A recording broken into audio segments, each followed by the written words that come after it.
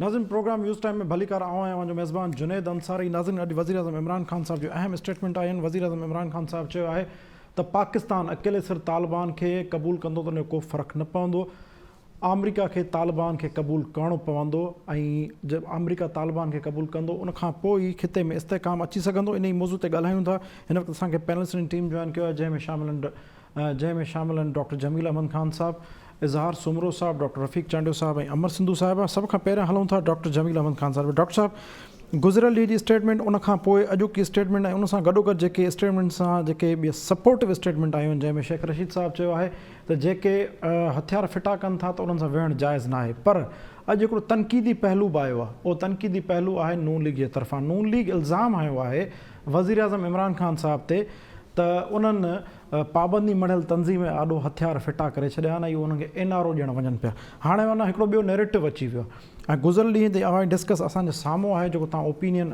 असांखे ॿुधायो। ऐं अॼु बि वज़ीर आज़म साहब इन ते ज़ोर भरियो आहे आलमी क़ुवतुनि ते, ख़ासि तौर ते अमरीका ते, त उहे तालिबान खे क़बूल कनि, तालिबान खे अफ़गानिस्तान में क़बूल कंदा त उनखां पोइ को सिलसिलो अॻिते वधी सघंदो। तव्हां हिन सूरत हाल खे के पिया ॾिसो सर? इमरान ख़ान गवर्नमेंट ते ॻाल्हि थी, हिकु स्टेट ऑफ पाकिस्तान, उन खां अलावा ॿी ॻाल्हि आहे इमरान ख़ान गवर्नमेंट जेको चवे थो पियो ज़ाहिर आहे उहा स्टेट पॉलिसी असां वठंदासीं उनखे, पर असांखे ॾिसणो इहो आहे त छा इन वक़्तु स्टेट जी रिक्वायरमेंट कहिड़ी आहे। स्टेट चाहे थी पई त मुल्क में लॉ एंड ऑर्डर बरक़रार रहे, स्टेट चाहे थी पई मुमलिकत पाकिस्तान ही चाहे थो पियो त उन्हनि लाइ वधीक प्रॉब्लम्स मुल्क में जनम न वठनि, छो जे एतिरा प्रॉब्लम इंटरनेशनल रीजनल जेके इहे थी विया आहिनि, डायनामिक्स चेंज था थियनि, उन जे करे एतिरा प्रॉब्लम्स त असांजे मथां अची विया आहिनि त छा असां इन क़ाबिल थींदासूं। ऐं मुंहिंजो इशारो आहे ख़ासि तौर ते असां जेके इकनॉमिक मेल्ट डाउन वारी साइड ते, I wish we don't end we should be able to recover, पर असांजे इंटरनेशनल पॉलिटिक्स खे न सम्झियोसीं, इंटरनेशनल जियो पॉलिटिकल सिचुएशन खे न सम्झियोसीं, रीजनल जियो स्ट्रेटेजिक सिचुएशन खे न सम्झियोसीं, त असांजो इकनॉमिक मेल्ट डाउन ते उहो वधारो अची वेंदो न। उहो जेको असां संभाले पिया सघूं त पोइ ख़ुदा न ख़ास्ते असां न संभाले सघंदासूं। त हिकिड़ी साइड त असां वटि हू आहे, ॿी साइड असां वटि इहा ही आहे त जेकी मां ज़िक्र पियो कयां पहिरियां करोगे प्रोग्राम में, त असांखे पंहिंजी कैपेसिटी ऐं कैपेबिलिटी खे वज़न करणो पवंदो आहे। असां पंहिंजी कैपेबिलिटी साबित कईसीं ज़रबुल अज़ब ऐं रद्दुल फसाद में, त असां मिलिट्री एक्शन करे ते बिल्कुलु ठीकु करे था सघूं। अॼोकी थिंक टैंक जेका आहे अमेरिका जी, उन हिकिड़ी पंहिंजी पेपर शाया कयो आहे, पेपर जेको पब्लिश कयो आहे, उन में चवनि था पिया पहिरियां पाकिस्तान ते मार्क मिली जो स्टेटमेंट आयो न, मार्क इन जो सेंटकॉम जे कमांडर जो मैकेंजी जो स्टेटमेंट आयो त असां अफ़गानिस्तान में जे डिस्टेबलाइजेशन थी या अफ़गान तालिबान जे हिसाब सां हलनि था पिया, त उन में पाकिस्तान जे न्यूक्लियर एसिड्स खे ख़तरो थी थो सघे। त उन जे थिंक टैंक हाणे बयानु ॾिनो आहे त पाकिस्तान जी फोर्सिस स्ट्रॉन्ग आहिनि, उहे पंहिंजी हिफ़ाज़त करे था सघनि ऐं इन्हनि खे मुंहुं ॾेई था सघनि। त माना असांखे ॾिसणो इहो आहे त ठीकु आहे, असांजी फ़ौज ताक़तवर आहे, फ़ौज पहिरियां संभाले वरितो हिन मामले खे, दहशतगर्दी ते क़ाबू करे वरितो होसीं। इहा असांजी बदकिस्मती आहे त असां उनखे इंटरनेशनल फोरम ते जंहिं हिसाब सां असां कैश कराए पिया सघूं पंहिंजे इमेज बिल्डिंग में, त असां दुनिया में one of those very rare countries त जिन्हनि असां वार ऑन टेरर में शामिल थियासीं ऐं पंहिंजे मुल्क में दहशतगर्दी थी त असां उनखे कंट्रोल करे वरितो। उनजो डाउन साइज़ इहो आहे, उन ते जेका नुक्ताचीनी करे था सघूं उहो ई आहे त जेके एक्शन नेशनल एक्शन प्लान हो, उन में 3.5 या 4 पॉइंट जेके कल मां ज़िक्र कयुमि उहे उन ते अमल थिया आहिनि न। बाक़ी छा थियो हुते मदरसनि जी registration, deradicalisation, improvement, industrialisation, employment, इहे सभु समूरा ॿिया जेकी लिस्ट आहे उन में त को कमु न थियो। त माना इहो थियो त अञा उहे फॉल्ट लाइन आहिनि। असां वटि सेक्टेरियन फॉल्ट लाइन आहे, असां वटि एथनिक फॉल्ट लाइन आहे, असां वटि बुख नंग बि वधे थी पई, इहे सभु फॉल्ट लाइन असां वटि आहिनि। त ज़ाहिर आहे दुश्मन राह हुजे या ॿिया असां दुश्मन जा जेके आहिनि उहे असांखे एक्सप्लॉइट करण जी कोशिशि कंदा। हिकिड़ी साइड ते त उहे सभु ख़तरा असांजे मथे बिल्कुलु फिरनि था पिया, ॿी साइड ते TTP जेके उहे असांखे धमकी ॾेई चुकिया आहिनि, उन में TTP खे हाणे कहिड़े लिहाज़ सां न्यूट्रलाइज़ कजेसि।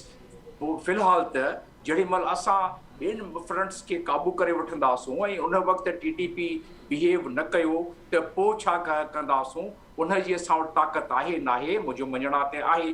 पर हाणे उसूली मौक़फ़ जेका आहे, क़ानूनी मौक़फ़ ॾिसूं न, क़ानूनी मौक़फ़ इहा आहे त जहां जेको तव्हां बिल्कुलु 2+2 जी ॻाल्हि कयो त उन में उसूली ऐं क़ानूनी मौक़फ़ में तमामु इहो डिफिकल्ट डिसीजन हूंदो, तमामु इहो जेको आहे अहिड़ो डिसीजन हूंदो जंहिंमें माण्हुनि खे एतिराज़ में हूंदा, माण्हू जा हिन में शहीद थिया आहिनि, उन्हनि खां कंसल्टेशन, उन्हनि खां माफ़ी।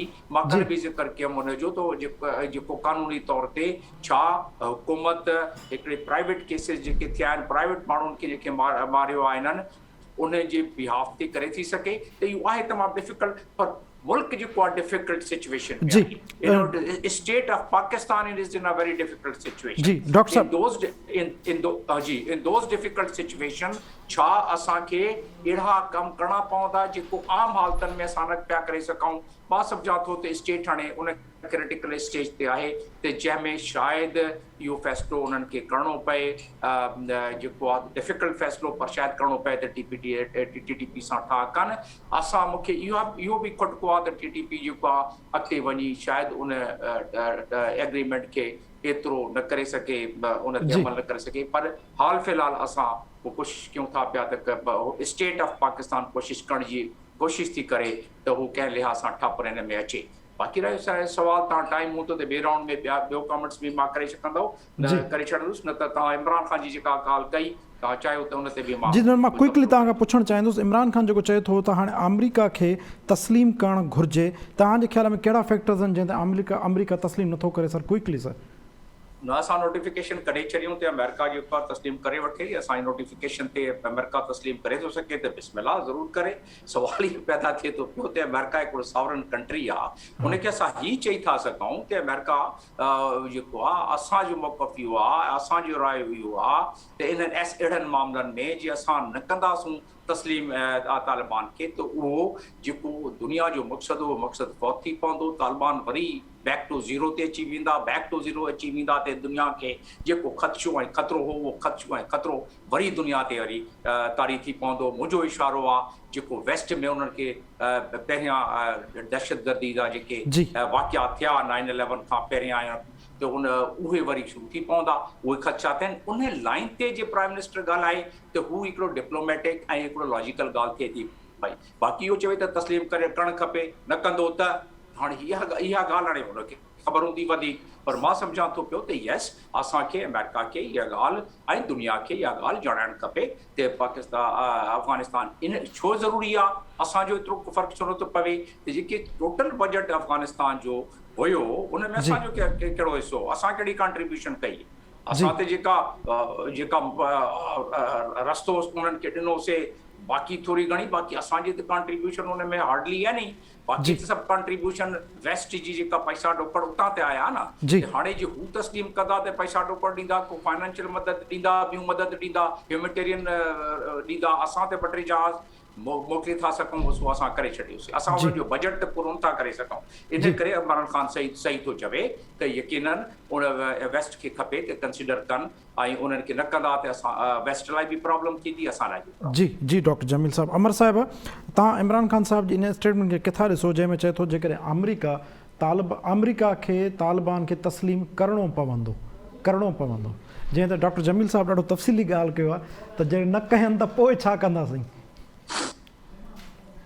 अमर सिंधु साहिबा, तव्हां ॿुधी रहिया आहियो मूंखे? जी जी बिल्कुलु अचे पियो। मां इहो बि इन ते जेका मुंहिंजो तजियो इहो हूंदो त पाकिस्तान खे हिन टाइम ते पंहिंजी हिकिड़ी इंडिपेंडेंट हिकु मौक़िफ़ इख़्तियार करणु लाज़िम आहे त उहो पंहिंजो न रुगो इंडिपेंडेंट मौक़िफ़ इख़्तियार करे, पर उन सां गॾु जेको दुनिया जे अंदरि आलमी सतह ते पाकिस्तान जे बारे में हिकिड़ो पसर तस्वर मौजूद आहे त पाकिस्तान ऐं तालिबान या पाकिस्तान ऐं अफ़गानी तालिबान जी हुकूमत में को घणो ख़ासि फ़र्क़ु कोन्हे ऐं पाकिस्तान जो जेॾी महिल ज़िक्र थिए थो आलमी सियासत जे अंदरि त उहो पाकिस्तान खे तव्हांखे यादि हूंदो त कल्ह टियों ॾींहुं जेको अमरीकी सेनेटर जे पारां हिकिड़ी जेका असां ख़तरनाक क़िस्म जी ॻाल्हि आई उहा इहा आई त पाकिस्तान खे ते बि अफ़गानिस्तान समेत पाकिस्तान ते बि इन क़िस्म जूं पाबंदियूं आयद कयूं वञनि। हिन वक़्तु पाकिस्तान जो दुनिया जे अंदरि तस्वर हिकिड़ो ॿियो आहे। पाकिस्तान हक़ीक़त में छा आहे, चाहे छा थो, हुनजी डिप्लोमेटिक ॿोली कहिड़ी आहे, छाजे करे इहे जेके आहिनि से ख़दशात आलमी दुनिया खे आहिनि उन खां हटी करे उनखे ॻाल्हाइण खां हटी करे ज़रूरत इन ॻाल्हि जी आहे त इन इमेज खे डाइल्यूट कीअं कजे। पर मां सम्झां थी त ख़ासि तौर ते जॾहिं उन तासुर जे दरमियान जॾहिं ही बयानु ॾींदो पाकिस्तान जे प्राइम मिनिस्टर जे पारां त इहो ख़ुदि इन बयान जी तक़वियत कंदो त पाकिस्तान ऐं तालिबान शायदि का ॿ मुख़्तलिफ़ शयूं कोन्हे ऐं तालिबान जो हेसि ताईं अचणु उन्हनि खे पसे पर्दा का पाकिस्तान जी का सपोर्ट रही आहे ऐं उहो ख़ुदि पाकिस्तान जे लाइ पाकिस्तान खे पंहिंजे मौक़िफ़ खे डिफेंड करण जे लाइ मां सम्झां थी त ॾाढी घटि गुंजाइश हूंदी। ऐं मां इहो बि गॾो गॾु सम्झां थी त हिन वक़्तु ख़ासि तौर ते पाकिस्तान जेको शुरूआत में जेॾी महिल अफ़गानिस्तान ते तालिबान कब्ज़ो कयो त उन वक़्तु जेको पाकिस्तान जो हिकिड़ो मौक़िफ़ रहियो त असां आलमी बिरादरी सां गॾु बीहंदासीं। पर हीअ त जेको अॼोको बयानु आहे उहो त लॻे थो त आलमी बिरादरी सां गॾु बीहण त परे जी ॻाल्हि आहे, हुनखे डिक्टेशन ॾियण जी जेका असां पोज़ीशन अची विया आहिनि त हीअं कयो ऐं तव्हांखे माना करणु खपे ऐं करो। उन ॿिन्ही में बि डिप्लोमेटिक ॿोली में फ़र्क़ु आहे। जी जमील साहिबु हुन ते वधीक वज़ाहत सां ॻाल्हायो। मां उन खां हटी करे इहो चवां थी त जेको आम तासुर आहे ऐं ख़ुदि पाकिस्तान जे अंदरि तव्हां ॻाल्हि कई शहबाज़ शरीफ़ जी त पाकिस्तान जे अंदरि ख़ुदि इहो तासुर मौजूदु आहे त पसे पर्दा जेका असां तालिबान खे सपोर्ट हासिल रही आहे। न त इहो कीअं मुमकिन आहे त जंहिं मुल्क में 60,000 माण्हुनि जे क़त्ल जो इल्ज़ाम इहा साॻी हुकूमत इहा साॻी जेका असां लॻाईंदा रहिया हुजूं ऐं पोइ इहो बि चवंदा रहिया हुजूं त दुनिया असांजे नैरेटिव जी अमर साहिब असां वधि खां वधि जेके आहिनि नुक़सान इन दहशतगर्दी ख़िलाफ़ जंग में सभ खां वधीक जेका असां पाकिस्तान नुक़सान कयो आहे ऐं दुनिया मञण लाइ तयारु कोन्हे। ॿिए पासे असांजो ख़ुदि अहिड़ो मौक़िफ़ जॾहिं अचे थो त मां सम्झां थी त ख़ुदि उहो जेको आलमी दुनिया जे अंदरि जेको जी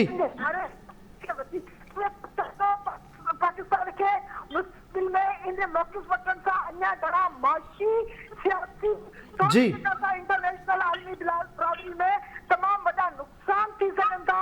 पाकिस्तान जे कंडीशन में आहे पाकिस्तान खे पंहिंजा दोस्त ॻोल्हण खपनि। पर लॻे ईअं थो त पाकिस्तान तालिबान सां अहिड़े तरीक़े सां गॾु थियण सां वधीक आइसोलेशन जो शिकार थींदो। जी अमर साहिब उहो तालिबान जेके अफ़गानिस्तान तक करे चुका आहिनि अञा त उन्हनि खे बि आलमी दुनिया न मञियो आहे। जॾहिं पाकिस्तान उन्हनि सां गॾु बीहंदो त मां जी अमर साहिब तव्हांजो नुक़्तो अची वियो। तव्हां चओ त हीअ जेका पॉलिसी आहे मुतज़ाद पॉलिसी आहे इन सां पाकिस्तान खे वधीक नुक़सानु थींदो ऐं पाकिस्तान वधीक आइसोलेशन जो शिकार थींदो ऐं मुआशी फ्रंट ते असांजा चैलेंजिस वधंदा।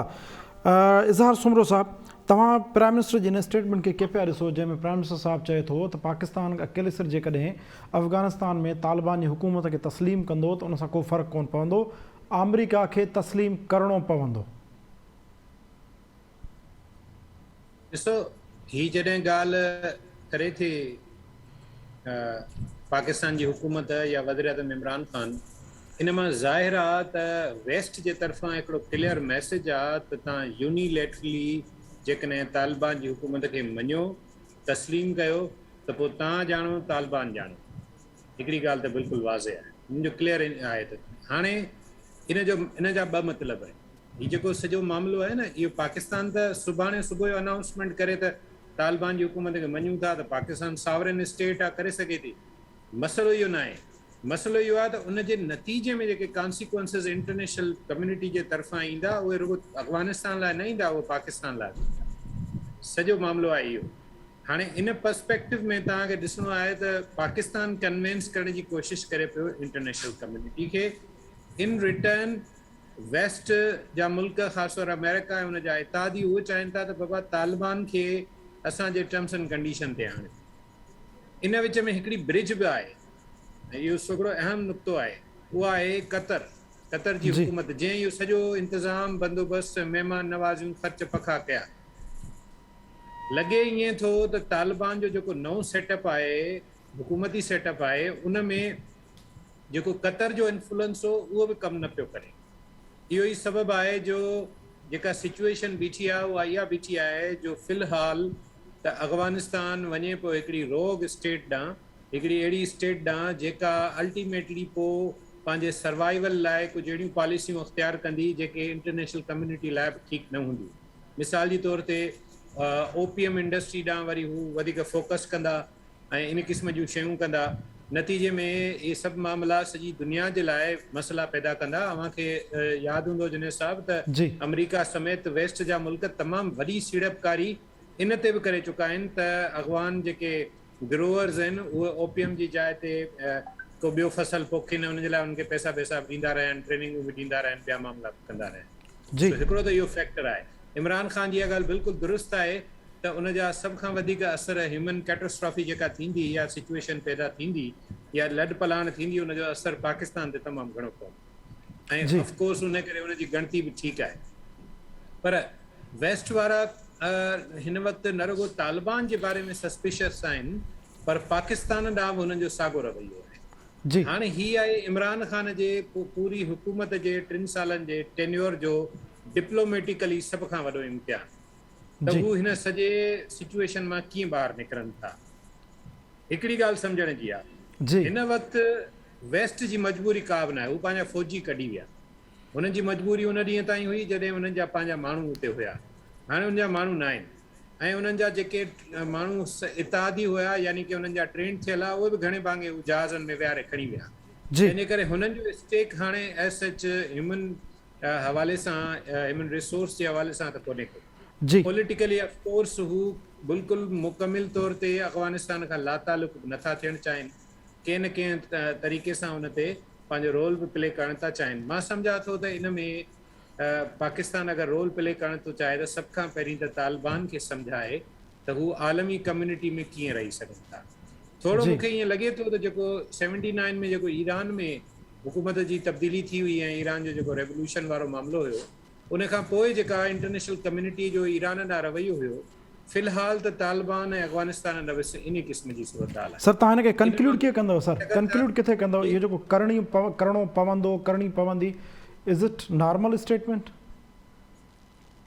न करिणो पवंदो त हू भले चवे न, पर हिन वटि बि इमरान ख़ान वटि बि चवण जे लाइ करण लाइ इन खां सवाइ ॿियो छा आहे? पैसा जेके 75% चए थो त मुल्क ॿाहिरि पैसे ते हलंदो हो, उहो 75% पैसो त ज़ाहिरी ॻाल्हि आहे हू वेस्ट वारा पंहिंजी मर्ज़ी सां ॾींदा न, पाकिस्तान जे चवण ते या इमरान ख़ान जे चवण ते कोन ॾींदा। हू इहो था चवनि त तव्हां पैसा बि असां खां वठो ऐं मर्ज़ी बि पंहिंजी हलायो, इहो सिलसिलो आहे सॼो न। तंहिंजे करे तालिबान जेको हींअर जेका पोर्टफोलियोस ॾिना न, जेके सम्झण जी ॻाल्हि आई आहे, मुला ब्रादर वारी ॻाल्हि सभिनी खे पब्लिकली थी वई न, जेका ठोशेबाज़ी अंदरि थी या जेको हुननि जो पाण में जहिड़ो थियो, उहो बि हाणे रिपोर्ट थी वियो न, पहिरीं त मञनि न पिया। सो ज़ाहिर थी ॻाल्हि त उहो जेको माना मुला ब्रादर माना जेको हुनजो हिकिड़ो थोरो ईअं खणी सम्झो त डिप्लोमेटिक वे सां शयूं डील करण वारो हिकिड़ो जेको नुक़्ते नज़र हो या नरम नुक़्ते नज़र हो, जेको सम्झे पियो त वेस्ट सां बि कुझु ठाहे हलिजे, बैलेंसिंग एक्ट कजे, उहो बैलेंसिंग एक्ट त लूज़ करे विया न हू। हाणे जॾहिं उहो लूज़ करे विया आहिनि त हाणे हू भला वेस्ट वारा छाजे लाइ हिननि जी ॻाल्हियुनि ते ईंदा? UN जेका आहे उनजो वॾो रोल आहे अफ़गानिस्तान में, ऐं UN जेका आहे उहा अमेरिका जे चवण खां सवाइ कंदा कोन उहे। इन करे आउं सम्झां थो त को वीचारो रस्तो कढणो पवंदो, पाकिस्तान खे हुन में रोल ज़रूरु प्ले करणु खपे, ज़रूरु प्ले करणु खपे। जी ऐं हिन में हिकिड़ी ॻाल्हि जो क़ाइल आहे, आख़िरी हिकिड़ो जुमिलो चवंदुसि जी, त हिन खे पॉलिटिकल मामले खे पॉलिटिकल नज़र सां न ॾिसिजे, हिन खे ह्यूमन माण्हुनि जे इंट्रस्ट जी बुनियाद ते ॾिसबो त शायदि को रस्तो निकिरी अचे। जी डॉक्टर रफ़ीक चांडियो साहब, तव्हां छा चवंदो? वज़ीर आज़म साहब त चवे थो त अमेरिका खे तस्लीम करणो पवंदो अफ़गानिस्तान खे, ऐं पाकिस्तान जे करे कंदो उन सां को फ़र्क़ु कोन पवंदो। डॉक्टर रफ़ीक साहब इहा ॻाल्हि करे रहियो आहे त हिन मां हिकिड़ी शइ ज़ाहिर थी रही आहे, उहा आहे हिकिड़ी पॉलिटिकल फ्रस्ट्रेशन ऐं अर्जेंसी। ऐं मां सम्झां थो त डॉक्टर जमील साहब हिकिड़ो सीज़न जेको आहे सो आहे डिप्लोमेट आहे, उहो सम्झे थो त हिन जंक्चर ते जेका पाकिस्तान डॉक्टर साहब हिकु भेरो ॿीहर तव्हां असां वापसि अचूं था, शायदि प्रोडक्शन में मसइलो थियो तव्हांजे आवाज़ सां।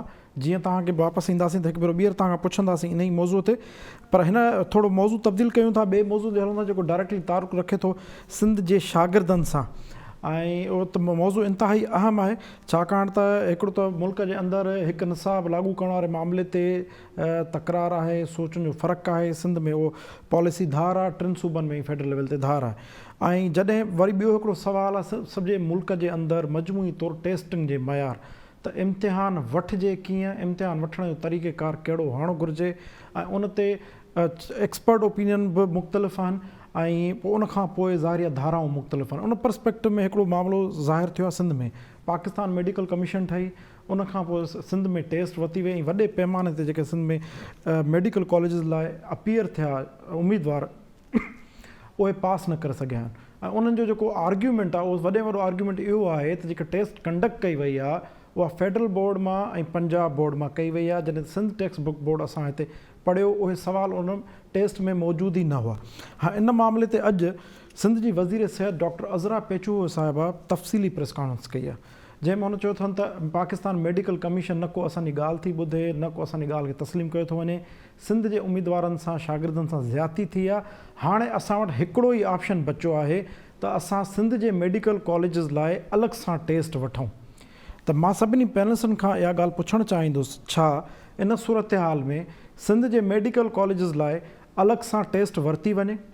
ऐं जंहिं ॻाल्हि ते तरीक़ेकार ते जंहिं ते एतिराज़ु ख़ुदि अज़रा पेचू साहिबा कयो आहे त असांखे इन टेस्ट जे तरीक़ेकार ते एतिराज़ु हो, बार बार असां ख़त लिखियो, पर तंहिं बावजूदि PMC जे तरफ़ां जवाबु न ॾिनो वियो। त ज़िमनी सुवालु इहो हूंदो, जॾहिं इन तरीक़ेकार ते तव्हांखे एतिराज़ु आहे त तव्हां ख़ुदि बतौर सूबाई हुकूमत जेका IB जी टेस्ट तव्हां सखर में कराई आहे, तव्हां त तरीक़ेकार उते बि इहो ई फॉलो कयो, पोइ हिते जेके लोकल एतिराज़ अव्हां ते थियनि था त उते तव्हांजी मतज़ाद पॉलिसी छो आहे? सभ खां पहिरियों हलूं था जमील ख़ान साहब ॾे। जमील साहब, तव्हांजो सर इन ते कमेंट घुरिजे सर। इन जो फर्स्ट एंगल त इहो आहे त कॉन्स्टिट्यूशनली डॉक्टर अज़रा पेचू साहिबा सही थी चवे या नथी चवे। सही थी चवे, डिवोल्यूशन ऑफ दी उन गवर्नमेंट खां पोइ त ऑटोमेटिकली 18th अमेंडमेंट खां पोइ त इहो प्रोविंशियल सब्जेक्ट आहे, पर कोऑर्डिनेटिंग अथॉरिटी जेका आहे उहा फेडरल गवर्नमेंट आहे। उन्हनि यूनिफॉर्मिटी ऑफ सिलेबस जेको मैंडेट आहे इन जो कमीशन जो, उहो इहो आहे त हिकिड़ी यूनिफॉर्मिटी आणे सॼे मुल्क में। हाणे यूनिफॉर्मिटी जे लिहाज़ सां जीअं टेस्ट वठे थी पई, ऐं जंहिं सिलेबस मां सिलेबस पढ़ायो ई न वियो आहे शागिर्दनि खे, उन मां टेस्ट वठंदी ऐं 60 ऐं 65% ते मार्कुनि ते पास कंदी, त ज़ाहिर आहे उहो ॾुखियाई थींदी। मुंहिंजी पंहिंजी इतला इहा आहे, पहिरीं ॻाल्हि त अज़रा पेचू साहब पाण चयो आहे त 600 सीटनि मां 400 जेके आहिनि उहे सीटूं ख़ाली वयूं। माना इहे जेके इंफ्रास्ट्रक्चर आहे, इहे पैसा ख़र्च थियनि था पिया यूनिवर्सिटी मेडिकल कॉलेजिस यूनिवर्सिटीज़ ते, उहे बि अवाम जा टैक्सनि जा पैसा न, उहे बि असां लुड़ी विया। पहिरीं ॻाल्हि। ॿी ॻाल्हि त शागिर्दनि जेको आहे करियर लुड़ी वियो, त इन जो मतिलबु इहो थियो त फेडरल गवर्नमेंट प्रोविंशियल गवर्नमेंट में कोऑर्डिनेशन जी बि हिकिड़ी प्रॉब्लम आहे। अगरि शुरूआत में इहा ॻाल्हि थी वञे हा त मां सम्झां त फेडरल गवर्नमेंट बिल्कुलु एतिरी रीज़नेबल थिए हा त उहा ॻाल्हि न मञी आहे, पहिरीं ॻाल्हि। ॿी ॻाल्हि इन जे जो इहो आहे त नुक़सानु इहो थियो आहे त काफ़ी सारा शागिर्द जेके प्राइवेट कॉलेजिस आहिनि, उन्हनि ॿियनि प्रोविंसनि मां शागिर्द घुराए पंहिंजी सीटूं भरियूं त पंहिंजो ख़र्च हलाइणो आहे, उन्हनि पंहिंजो मेडिकल कॉलेज हलाइणो आहे। टीं ॻाल्हि इहा आहे त जेके शागिर्द फेल थिया आहिनि हिते पाकिस्तान में ऐं सिंध में, उहे हलिया विया आहिनि किर्गिस्तान ऐं उज़्बेकिस्तान, उते वञी एडमिशन वरिती आहे। त मुल्क जो ई नुक़सानु आहे, फॉरेन एक्सचेंज जो नुक़सानु आहे, शागिर्दनि खे लाइ प्रॉब्लम, पेरेंट्स लाइ प्रॉब्लम, ती प्रॉब्लम सभु क्रिएट कनि था पिया। त इन जे करे मां सम्झां थो त there is a problem of coordination. ऐं पोइ जे अज़रा पेचू साहिबा चाहे थी पई त प्रोविंस में उनखे मैंडेट आहे उहो टेस्ट वठी सघे, उहो ठीकु आहे, पर असांजा शागिर्द जेके आहिनि उहे इंटरनेशनली बि मेडिकल स्टूडेंट्स उहे कंदा आहिनि, कम्पीट कंदा आहिनि। असांजे पंहिंजे सिस्टम खे डिस्प्यूट कंदासीं, डिस्प्यूटेड ठाहे छॾींदासीं त इन शागिर्दनि लाइ जेॾी महिल इंटरनेशनली कम्पीट कंदा, हालांकि उन्हनि जो एग्ज़ाम जुदा हूंदो आहे, पर उते बि प्रॉब्लम थी पवंदी। आख़िरी ॻाल्हि इन में हीअ आहे त जेके डॉक्टर बि हूंदा आहिनि या इंजीनियर हूंदा आहिनि, उहे रजिस्टर थींदा आहिनि पंहिंजे कमीशन सां या पंहिंजे इदारनि सां। हाणे PMC जेका आहे उन सां जेसि ताईं को डॉक्टर रजिस्टर न थिए त प्रैक्टिस नथो करे सघे।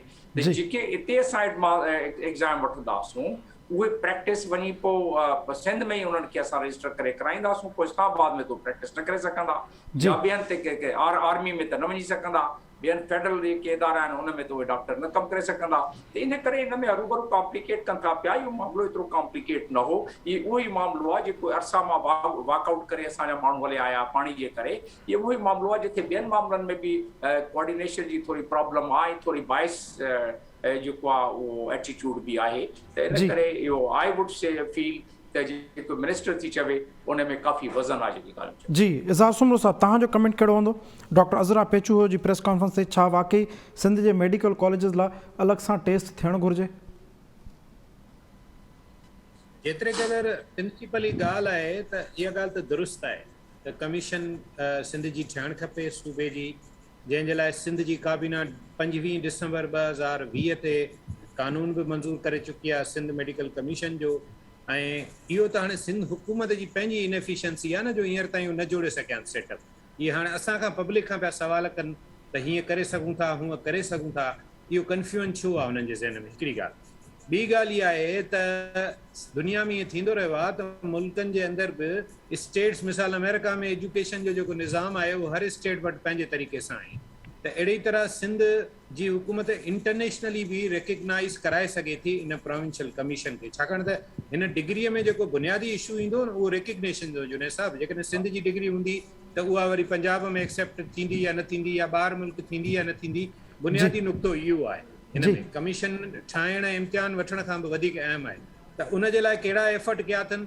मां सम्झां थो त एफर्ट न कया अथनि, तॾहिं ही सॼो मामिलो PMC वारा जेके हिन ते डोमिनेट कयो वेठा आहिनि। हिकिड़ो त ही पंहिंजो पैरेलल सिस्टम ॾियनि। ॿियो मूंखे ॾाढी हैरत थी आहे जो की हिन प्रेस कॉन्फ्रेंस में जेको हींअर टीचर्स जा टेस्ट थिया आहिनि IBA जा, अगरि 1 मिंट लाइ पाण हुन जो कंपेरिज़न कयूं त असांजे लाइ हैरान कुन ॻाल्हि आहे त सिंध जी हुकूमत साॻी आहे। हिन मेडिकल टेस्ट लाइ चए थी त 65% जो रेशो इलाही आहे, कोविड हुयो, ॿार पढ़िया न हुआ, इन करे इनखे घटायो। ॿिए तरफ़ होॾे जेको आहे टीचर्स जे टेस्ट में चवनि था त न इहो 55% सही आहे फार्मूलो ऐं इनखे कोन घटाईंदासीं। मिसाल अहिड़े ई तरीक़े सां हिननि ॿियूं काफ़ी शयूं अहिड़ियूं कयूं आहिनि हिते अॼोकी प्रेस कॉन्फ्रेंस में, जंहिं त अंदाज़ में लफ़्ज़ चयो आहे डॉक्टर अज़रा पेचू त इम्तिहान जे तरीक़ेकार ते असांखे एतिराज़ हो, कई शिकायतूं जेके बार बार लिखियूंसीं पर उन जी वर्नायूं न वयूं आहिनि, तरीक़ेकार ते एतिराज़ हो। ईअं ई IBA जे इम्तिहान जे लाइ जॾहिं कैंडिडेट शिकायत जी ॻाल्हि कनि था त पोइ उनखे वीटो कयो थो वञे, उनखे ॿुधो नथो वञे। ऐं पोइ सिंध जी हुकूमत बि IBA सां गॾु थी बीहे। सिंध जो तालीम जो वज़ीर बि वरी बि ॿारनि खे चए थो त ॿार अहल न आहिनि, ॿार कॉम्पिटेंट नौजवान पढ़िया न आहिनि, तयारी न कई अथऊं, 1 to 10 त पढ़णो, मैट्रिक ताईं जो त कोर्स पढ़णो। हालांकि इहा लॉजिकली ॻाल्हि आहे त मूंखां ऐं जमील साहब खां बि जे तव्हां हींअर मैट्रिक जो इम्तिहान जो कोर्स जो इम्तिहान वठंदो त असीं कोन ॾेई सघंदा, छाकाणि त उहो असां 10-20 साल अॻे पढ़ियो हूंदोसीं न। It's a common sense. So therefore ही जेका अप्रोच आहे हिननि जी, हिन में डबल स्टैंडर्ड्स बि आहे। ऐं बुनियादी तौर ते 18 अमेंडमेंट खे जेको ही हेॾो क्लेम कनि था उहा ॻाल्हि ठीकु आहे, तव्हांखे आईन में हिकिड़ो अख़्तियार मिलियो, पर हाणे अख़्तियार खे एक्सरसाइज़ करणु, उनखे इस्टेब्लिश करणु, उन जे लाइ घुर्बल इदारा जोड़णु, उन जे लाइ इदारा साज़ी करणु, इहो बंदोबस्त सिंध हुकूमत जी ज़िम्मेवारी आहे न। करे आउं सम्झां थो त हिन जा 2 ज़िम्मेवार आहिनि। उहो जेको मेडिकल वारो इम्तिहान वरितो आहे उन्हनि त बिल्कुलु ग़लति कयो आहे, निसाब में बि कयो आहे, टेस्टिंग में बि कयो आहे। आख़िरी ॻाल्हि हिते कंदो हलां त ही जेको टेस्ट आहे, ऐं इन खां अॻु में बि PMDC वारा ई टेस्ट वठंदा रहिया आहिनि न, ॿियो केरु वठंदो रहियो आहे, या NTS इन में इन्वॉल्व थींदी रही आहे। हिन में उन में हिकिड़ो टेक्निकल फ़र्क़ु इहो आहे त हू रिटन में वठंदा रहिया पहिरीं इम्तिहान, हींअर लैपटॉप्स ऐं कंप्यूटर्स जे थ्रू ऑनलाइन टेस्टिंग थी आहे। शायदि उन जे करे बि असांजा ॿार टेक्निकली कुझु शयुनि में इक्विप न हुजण जे करे बि मसइलनि में फाथा आहिनि, परेशान थिया आहिनि। पर आउं सम्झां थो त इहा सिंध हुकूमत जी ज़िम्मेवारी आहे त IBA खां वठी मेडिकल टेस्ट ताईं जिते बि असांजा नौजवान के परेशानीअ में आहिनि त उन परेशानी में हुकूमत उन्हनि खे ॿाहिरि कढे। जी अमर सिंधु साहिबा, तव्हांजो कमेंट मैडम मुख़्तसर, टाइम बिल्कुलु घटि आहे। जेको ख़ासि तौर ते हिन जे बारे में जेका अज़रा पेचू जी ॻाल्हि 100% न रुगो दुरुस्त आहे, बल्कि मां ईअं चवंदसि त गुज़िरियल साल जेका क्राए थी सिंध जे शागिर्दनि जे पारां ऐं सिंध जे पारां, त उहे जेको आउट ऑफ कोर्स ख़ासि तौर ते पंजाब ऐं विफाक जे बोर्ड्स जो कोर्स मां सवाल ॾेई ऐं असांजे शागिर्दनि जी ख़ासि एतिरा सैकड़ो जेके आहिनि से इम्तिहाननि में फेल थियण वारो। जी अमर साहिबा, अमर साहब तव्हां ॿुधो पिया?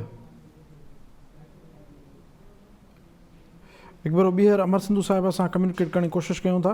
हलूं था एज़ार साहिब तव्हां हिनखे कंक्लूड कजो, तव्हांजे ख़्याल में पोइ हाणे तव्हांजी तजवीज़ कहिड़ी हूंदी, छा थियणु घुरिजे? छाकाणि तव्हां ॿिनि मामलनि खे गॾायो आहे, हिकिड़ो IBA खे, ॿियो सिंध हुकूमत जी वरी हीअ जेका फेडरल लेवल अप्रोच आहे। ॾिसो ॿिन्ही में जेका कंसिडरेशन आहे न उहा अल्टीमेटली मां पहिरें ॾींहं खां चवां थो त कैंडिडेट खे या स्टूडेंट खे तव्हां पेनलाइज़ नथा करे सघो। IBA मञे ई नथी त के कीज़ में ग़लतियूं आहिनि, ठीकु आहे। ॿिए पासे हेल्थ मिनिस्टर असांजी अज़रा पेचो चए थी त जेको PMC वारनि टेस्ट वरितो आहे उन में कोर्स तब्दील आहे, ॿियूं शयूं आहिनि। हाणे ॾिसो न हिकिड़े ई वक़्त ते हू ॿ ॻाल्हियूं कनि था। हुकूमत साॻी आहे, सिंध जी हुकूमत आहे। हिकिड़ो त इन में इन क़िस्म जी ॻाल्हि न थियणु खपे। प्रिंसिपल हिकिड़ो स्टैंड आहे त जेकॾहिं कैंडिडेट जी किराए आहे त IBA वारा बि ॿारनि जी ॻाल्हि ॿुधनि, उनखे रिव्यू कनि ऐं पोइ उन खां पोइ पहिरें ॾींहं ते चऊं त कमेटी ठाहीसीं, ॿिए ॾींहुं फिरी विया, ठीकु आहे। साॻी तरह सां PMC वारा बि सिंध जी ॻाल्हि ॿुधनि, सिंध जी हेल्थ मिनिस्टर जी ॻाल्हि ॿुधनि, जी बिल्कुलु रिकंसिडर कनि। जी पंजाब खे सीटूं न ॾींदासीं असां सिंध जा माण्हू, जी ॾींदासीं। हर सूबे वटि पंहिंजा डॉक्टर्स हुजणु खपनि। तव्हां सम्झो था त मेडिकल डॉक्टर्स में जुनेद साहिब हिकिड़ो मिंट तव्हांजो वठंदुसि। हिकिड़ो ॿियो बहरान इहो बि हूंदो आहे त जेकॾहिं लोकल डॉक्टर्स न हूंदा आहिनि त पोइ बहिराड़ियुनि में डॉक्टरनि जी सभ खां वधीक खोट थींदी आहे। तंहिंजे करे हितां जा लोकल डॉक्टर हूंदा त मामला बहितर थींदा। जी ज़ार साहिब असांखे हिकु भेरो ॿीहर अमर सिंधु साहिब जॉइन कयो। अमर साहिब तव्हां कंटिन्यू कजो। ॾिसो मूं पहिरीं चयो त जेका इहा डिमांड आई आहे डॉक्टर अज़रा पेचो जे तरफ़ां, उहा डिमांड दरअसल सिंध जे माण्हुनि ख़ासि तौर ते गुज़िरियल साल जेका किराए आई हुई उन जे नतीजे में आई आहे।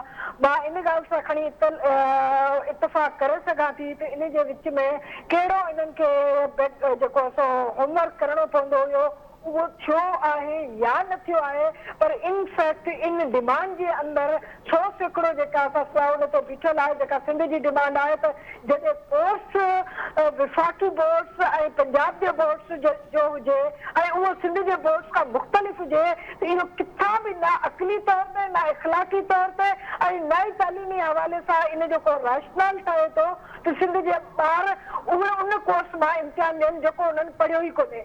अच्छा, ॿिए नंबर ते जेका ॻाल्हि अचे थी त सिंध न रुॻो इन तरीक़े सां पंहिंजा इम्तिहान वठण जी मजाज़ आहे, पर गॾोगॾु इहा बि सिंध ते ज़िमेदारी आयद थिए थी त इंटरनेशनली उनखे जेका असां उनजी क़बूलियत जेका असां ॾियारे उन्हनि सर्टिफिकेट्स जी, उन्हनि कोर्सिस जी, इहा बि सिंध हुकूमत जी ज़िमेदारी ठहंदी। जेकॾहिं सिंध हुकूमत इन में कामयाब थी वञे थी पंहिंजे अलॻि टेस्ट कराइण में। ऐं तव्हां जेका ॿी आख़िरी ॻाल्हि चई उन आख़िरी ॻाल्हि में कुझु टेक्निकल इश्यूज़ थिए त सिंध हुकूमत सां इख़्तिलाफ़ रखी सघिजे थो, ऐं उहो टेक्निकल इशू इहो आहे त जेके ग़लतियूं थियूं IBA खां उहे त माना चई सघजनि थियूं, उन ते तनक़ीद बि करे सघिजे थी, उनखे सुधारे बि सघिजे थो। पर हिकिड़ी ॻाल्हि घटि में घटि मां हुन सां मुतफ़िक़ आहियां त जेको टेस्ट थियो आहे उहो घटि में घटि आउट ऑफ कोर्स कोन थियो आहे, जेको ख़ासि तौर ते मेडिकल जे टेस्टनि जे हवाले सां अचे पियो त मेडिकल जा टेस्ट त हितां जे ॿारनि जेको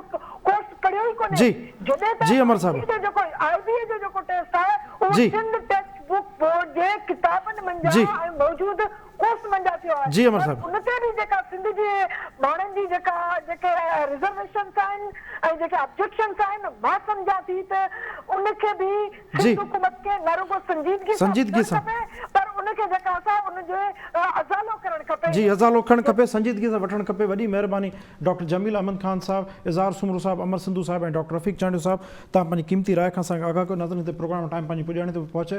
पंहिंजे मेज़बान जुनैद अंसारी ॾींदा इजाज़त। सदाईं ॻाल्हि।